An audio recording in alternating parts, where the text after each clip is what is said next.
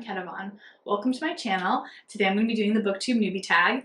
I am a little bit late. I intended for this to be the third or fourth video I posted, but I got distracted with other content. That's okay. I'm making it now. So let's just get straight into it. Number one, why did you start this channel? Well, it became abundantly clear that I needed more people in my life to talk to about books with.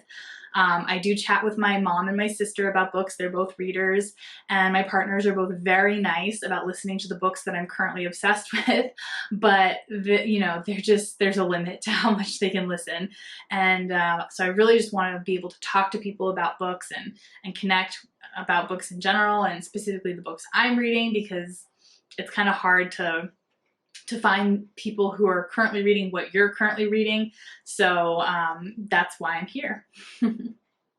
Number two, what are some fun and unique things you can bring to BookTube? So I'm not sure about fun or unique. I am an American living in Paris. I'm not sure that's super fun or unique, but well, actually it's pretty unique. I think me and my friend Hannah are really the only ones that are on BookTube and living in Paris, and if that's not true, please let me know, because I'd love to connect with them for sure. But yeah, like I haven't found anyone else living in Paris, so yeah, I think that's unique. I'm not sure how fun it is, but there you go. I am doing a read around the world challenge, so that isn't, again, super unique, but it is, fun, I think. That's why I'm doing it. And the other thing that I actually very recently decided to do was to do a series of videos about books about non-monogamy, because being non-monogamous and someone who reads a lot, people tend to ask me for book recommendations, and to be honest, I haven't read too many of the books out there on non-monogamy. So just because I personally haven't been super interested, but I know I have lots of opinions, so I'm making my way reading some of the ones that I want to be able to review, and I'm going to be doing a series of videos about that. It's not super interesting to everyone, but for those that are interested, it'll be there if you want to hear more about different non-monogamy books. Number three, what are you most excited for about this new channel? So, of course, the conversations with everyone, like I said, but actually also the recommendations, because I've already gotten a few recommendations in the comments, and I love it. I love just having people recommend me books. I feel like I do it all the time to people who are like, oh, that's great. Like, I didn't really ask for recommendations. So it's so nice to have other people recommend me books, because I honestly spend so much of my time looking up different books and what the different options are, especially for my Read Around the World challenge. So yeah, that'll be super, super nice, and I'm looking forward to that a lot. Number four, why do you love reading? So I know that a lot of people will say that this is an escape for them, and actually I've never felt like that. I always feel like my reading is helping me reflect on the world that I actually live in. Even if it's fantasy or something kind of like not realistic, it's still kind of has those undercurrent themes and messages and subplots that reflect the current reality. So I love digging into that. I love exploring what it means and what the messages are and all that fun stuff. That's honestly my favorite thing about reading. And then, of course, since I read a lot of nonfiction, I also want to learn a lot from what I'm reading. But even if I'm reading fiction, I still feel like I'm learning, because I'm learning about different kinds of people, the way different kinds of people live, different people, like how they handle certain things, of course, like things like that. And most importantly, reading develops empathy. Like, I personally feel like I am more empathetic after reading, or because of reading, rather. Of course, that's also evidence-based as well, so it's not just how I feel, it's just the truth. You do become more empathetic if you're a reader. So that's kind of the main reasons I love it so much. Number five, what book or series got you into reading? So I was a very young reader, and I don't really remember the book that I loved as a little kid, but I did get in trouble a lot reading in the halls at school. That was the first time I ever got into real trouble. I was a little 8-year-old. got a phone call saying that like it's dangerous, that she's gonna, you know, has a book in front of her face and she's gonna fall one day. But the first book that I remember being like super obsessed with was The Wizard of Oz, and that's not just the first book. There's actually a whole series of books. I think there's more than 10, maybe even 15, but I read all of them. I couldn't wait. Every time I went to the library, like I was obsessed with getting the next one. So I really, really loved that book series. And then the other series I loved when I was a little bit older, closer to like early high school, was his Dark Materials by Phillip Pullman. I really love that series. That's actually the book series that really made me think, because I mean, if you've read it, you know, it's like lots of subtext about, you know, God and fate and destiny and things like that. But anyway, so I really love those two books. I always have a sweet spot in my heart for them now. And number 6, what questions would you ask your favorite booktubers? So I have 2 questions. The first is like how you handle editing, and does it get easier? Does it get faster? Fingers crossed, because it takes up quite a bit of time. And the second question is, how have you noticed your reading changing because of BookTube? Because already, you know, I mentioned earlier, I'm going to be reading some books that I wouldn't naturally want to pick up. I do want to read them because I want to be able to have an opinion on them, but it's not something I'm reading like for myself anymore.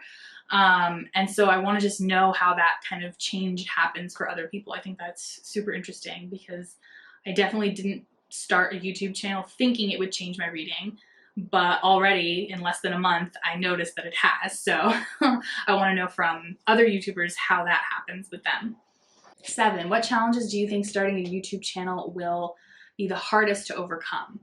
So this one I know for sure. It's definitely the editing and anything that has to do with looking at the computer. I was on sick leave for more than 6 months because I injured my neck, and that somehow affected my eyes, and I wasn't able to look at a computer screen for a very long time. I actually, if I had like allowed myself to think of it, I would have preferred to start a YouTube channel earlier, but since not looking at a computer was out of the question, it obviously made no sense to be on YouTube, because that's a huge part of it. But now that my eyes are doing better, I still can't just stare at a computer for 12 hours a day. So between work and like editing, it's definitely going to be a bit of a challenge to balance that, but we'll see how it goes. It's going so okay so far, so we'll see how it continues, but that's definitely going to be my biggest challenge. So number 8, when did you start reading? So like I mentioned before, I was very young. I don't really remember the early books. So I wanted to share a book that actually got me into this like current phase of my reading. So I read a ton as a kid, all the way through college. I was always reading books. But then once I started working full time and sort of, you know, the adult grind, I wasn't ever reading more than 1 book a month. And that was fine. I mean, there's nothing wrong with 1 book a month, but on average, that's what was happening. And then all of a sudden, I went from less than 1 book a month to usually 10 to 15 books a month. And it was basically because of this book. And I don't know why. I had bought this years prior to finally reading it. I'd read the first like maybe 30 pages and enjoyed it, but just put it down and didn't pick it up again. It's like a epidemiology analysis of the prison system. So very like nerdy and nonfiction-y. But then one day I was just like, you know, okay, I'm going to pick it up and read it. And I read it within a few days, like very quickly. And then all of a sudden I was like, I'm going to read another book. And then I was like, I'm going to read another book. And then just like all of a sudden I was reading like almost a book every other day, like out of nowhere. And it hasn't stopped. So I don't know what it is about this book that made that happen, but thank you, Ernest Drucker, for writing the book and giving me the little kick in the pants I needed to start reading more. So yeah, that's the book that started it all, or restarted it all, really. Number 9, where do you read? So when I'm reading a physical book, usually my bed or my couch, but most of the time when I'm reading audiobooks, I'm usually like on the go or moving somewhere. So whether or not I'm like doing, you know, chores around the house, cleaning up, or just going for a walk, or working out, or commuting on the metro or bus, just like I'm always like moving when I'm listening to my audiobook. So kind of everywhere, read everywhere in that sense, which is nice. And that's honestly like how I read so much. Like there's no way I could just read 15 books a month by sitting and reading a physical copy. Like that's, that wouldn't be possible for me, let's put it that way. Number 10, so what kind of books do you like to read? Well, like I mentioned, I'm doing a Read Around the World challenge, so world literature, translated literature, and just diverse literature in general. Like that's kind of my jam. I try to read as diversely as possible in general, challenge or not. I also read quite a bit of literary fiction, and other, genres as well, but just not like a little smattering of all the genres. Nothing in particular that I read a ton of out of any one genre. And about a third of the books that I read, though, are nonfiction. And for the nonfiction reads, I do read like, broad nonfiction, like travel, memoir, pop science, things like that. But in general, when I'm niching down to like really nerdy topics, it tends to stick to public health, social justice, criminology, human sexuality, and anthropology. That's sort of my main topics of interest when I'm reading nonfiction. Of course, I read some poetry. I'm trying to read more plays. We'll see how that goes this year. And of course, since I'm in France, it's a requirement. You have to read comic books. It's the law. No, I'm kidding. But yeah, no, I read a lot of BDs or bande dessinée because that's like a very French thing. So I have a few, and I get most of them from the library. That's where I get most of my BDs from. And number 11, what does your book collection look like? So, I mean, you're basically looking at it. It's these cubes. There's two more right down there below me, but essentially this is it, with the exception of one spot. But all the ones you can see actually are the ones that I haven't read yet. So I keep my TBR in the front and I keep my read books in the back just because I want to look at the ones that I haven't read yet, so I'll be inspired to pick them up. But I'm kind of running out of room in the back, so we'll see how that goes, but and then I actually have another bookshelf in my bedroom, and that's a very brand new addition because I watched one of Steve Donahue's videos about, I think it's called like 3 Reasons You Know You Own Too Many Books, and I clicked it thinking like, haha, I don't have too many books, like I'm fine. And then he got to the third sign, and that's if you have books on the floor. And of course, in my bedroom, the nightstand is covered in books. The floor next to the nightstand has a giant stack of books, and there's just like, in general, piles of books kind of all over on the floor in my apartment. And so I kind of was like, he does have a point. I should probably fix that. So I've been planning to buy a shelf for this spot in my bedroom. I'll put some footage right here of it.